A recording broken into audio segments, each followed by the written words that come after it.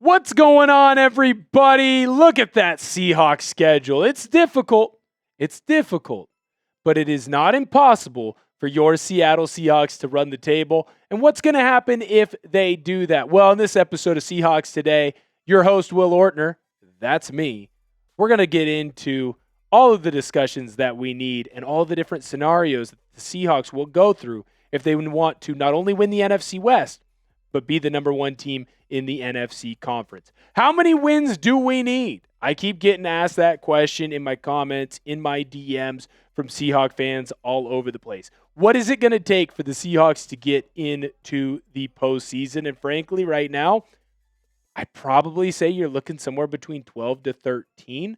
I think early on in the season, I would have been able to say, wow, 10 wins. You're going to get in. 10 wins, that's plenty. The NFC is pretty darn good, and everyone's pretty darn close in the NFC. So I do want to make sure, though, that I let you guys know. I asked this question on my social media. Give me a follow at Will Ortner. That's my real tweet. That's my real account. This is for Seahawks fans only. How many wins do the Seahawks need to win the NFC West? Again, I think it's 12 to 13. Let me know what you think, and go and give me a follow, by the way. I'm constantly tweeting out about the Seattle Seahawks. Rob Stanton had this to say. He is of the Seahawks draft blog, and he was over on Seattle Sports Radio. I think it's possibly going to need 13 wins. But before the season began, I thought 11 wins would win you the NFC West. Not too far off from my prediction, Rob. I don't think that's going to be enough. I think maybe 12 might be enough. It's such a tough division. What are your thoughts? How many wins are the Seahawks going to finish with? You just saw what the schedule is. You are going to play the Falcons, the Colts, the Rams, Panthers, 49ers. Are the Seahawks going to go 5-0? Is it 4-1? Is it 3-2? Let me know what you think down below in the comments section. Now, the Seahawks have a more difficult schedule than everyone else in the NFC West. The San Francisco 49ers, well, they probably have the second most difficult schedule just with the amount of teams that they have to play that have a winning percentage over 500. But the thing about what's going on with San Francisco is, well, they have a bye week in there. What's most important, though, let's look at the Rams schedule first because they're the team ahead of you. The Rams are going to play the Cardinals twice this week, and then they're also going to play them in Week 18 to end the season. Now, they do have a difficult stretch going back-to-back Lions and then us on a Thursday night. So I do like that they have to play Dan Campbell's crew, get roughed up, beat up a little bit, and then short week, turn around, come play us. And then they're going to play the Atlanta Falcons. I told you what I think of the Falcons. They suck. I think Seahawks roll right through the Falcons. I think that the Rams are going to do the exact same thing. And I think they do the same thing with the Cardinals. So it's really going to depend on, can you beat the Rams? And can you maybe get lucky with Detroit? Now, when you look at the 49ers schedule, obviously easier because instead of 5 opponents, they only have to play 4. Now, it is important to note, though, 3 out of those 4 teams that they're playing, they're all going to go to the postseason. The Colts are pretty darn good. The Bears, I can't believe I'm going to say this, are pretty darn good this year. And, of course, us, the Seattle Seahawks, we're pretty darn good. Titans, not so much. But I will say, remember, there's a lot of injuries on that defense, and I would have thought that Cam Ward, he would have struggled going up against Mike McDonald. He didn't. So maybe he doesn't struggle going up against Robert Saleh.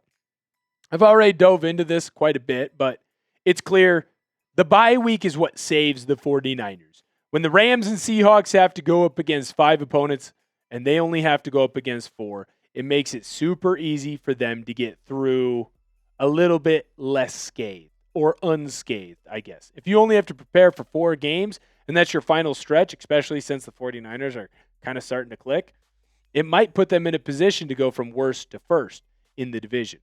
I do want to go through all the different clinching scenarios, what the Seahawks need to do and what they can do.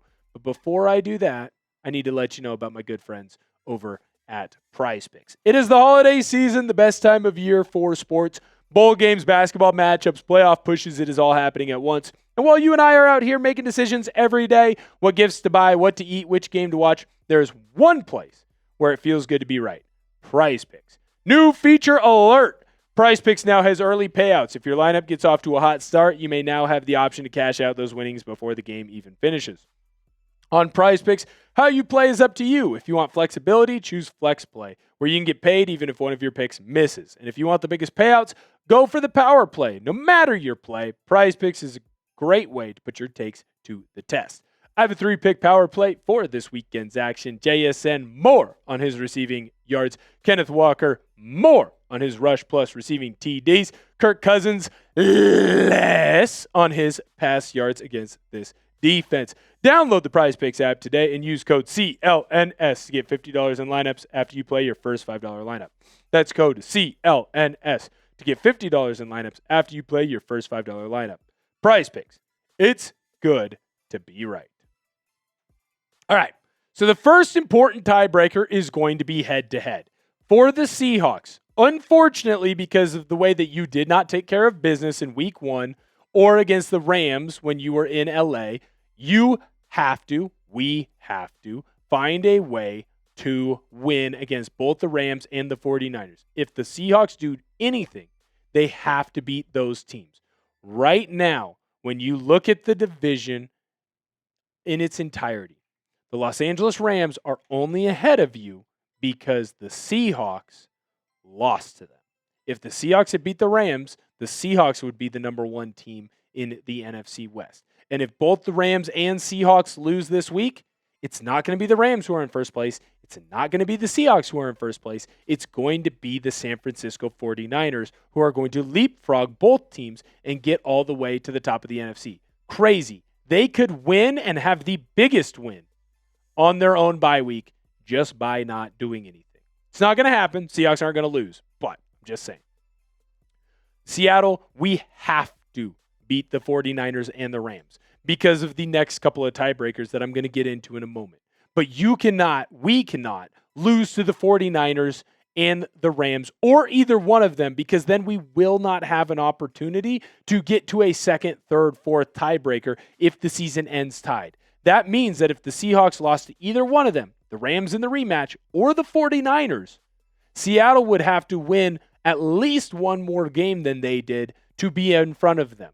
You want to be in a position where you can get into first place even if you're tied, because I think it's going to be within a game either way of this division. I wouldn't even be shocked if the 49ers, the Rams, and the Seahawks are all literally within one game. The team that's in third, the team that's in first, all within one game. Because right now, essentially, you're all within a half a game of each other.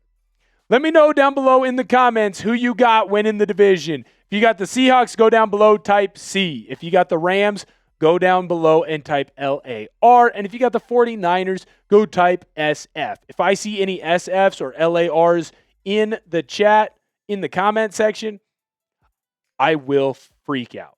It will make me lose all my hair. Oh, wait, it already did. Anyways, type C down below in the comments because you want the Seahawks to win. So the next tiebreaker is going to be your win-loss tie percentage in common games. So if the teams are tied, if the Seahawks beat the Rams and they beat the 49ers and the Rams sweep the Cardinals, that's going to be a three-way tie in the division. It's important to mention that. Seahawks swept Cardinals.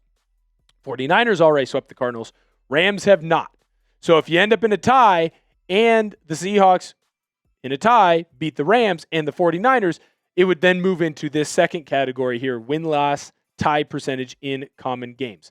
This is where that Tampa Bay game can really come back and bite you in the butt. Now, Tampa Bay, they beat the 49ers and they beat the Seahawks. They did not beat the Rams. This is what the Rams are really leaning on. Now, I would make sure to say that this is one of the important games, but there are multiple. There are multiple games where all three teams have played a common opponent.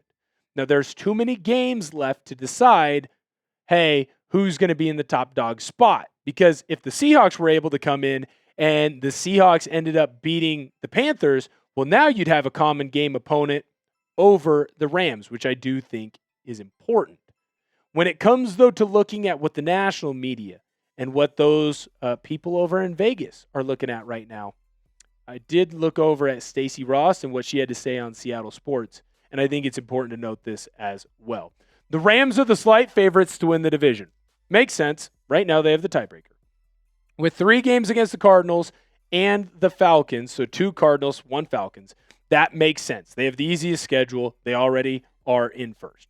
But right now, when you look at where the odds are to be the Super Bowl favorites, it's the Rams and it's the Seahawks. It's not the Green Bay Packers. It's not the Eagles. It's no one else other than the top 2 teams in the NFC West. Now, I do want to make sure that I let you know what head coach Mike McDonald had to say on this. Right there. He said, let's go beat Atlanta. And I could not agree with him more. Control what you can control. We're still 5 games out. And yes, there are plenty of clinching scenarios. Well, what happens if you beat this team or lose to this team or this happens or that happens? What happens if the Rams win here or the Bears win there or lose here? Doesn't matter. Here's the clinching scenario that matters most. We control our own destiny. If the Seahawks go 5-0 over the next 5 games, the Seattle Seahawks will win the NFC West. More than likely, 5-0, you will be the number 1 team in the NFC. The entire conference, you'll get a bye and have home field advantage. Teams will have to come to Lumen, where it's rainy, wet, and gloomy, and the 12s are loud as you know what. Just win.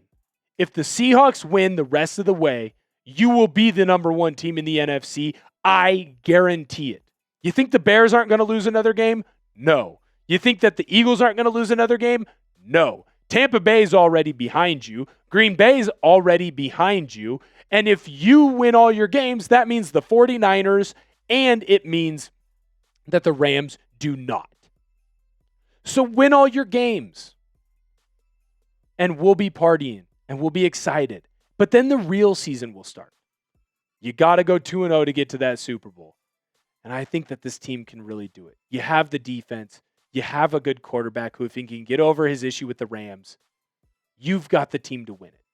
And I think that's so freaking exciting. Make sure you go and follow me on social media at Will Ortner. Super easy to find me. Why? Because it's the same in both spots. Constantly posting about the Seattle Seahawks. You want to hear the good, the bad, or the ugly? Head on over and follow me on Twitter and on Instagram. Thank you guys so much for tuning in. I always really appreciate it. I always really appreciate talking Seahawks football with you guys. Can't wait to see you next time.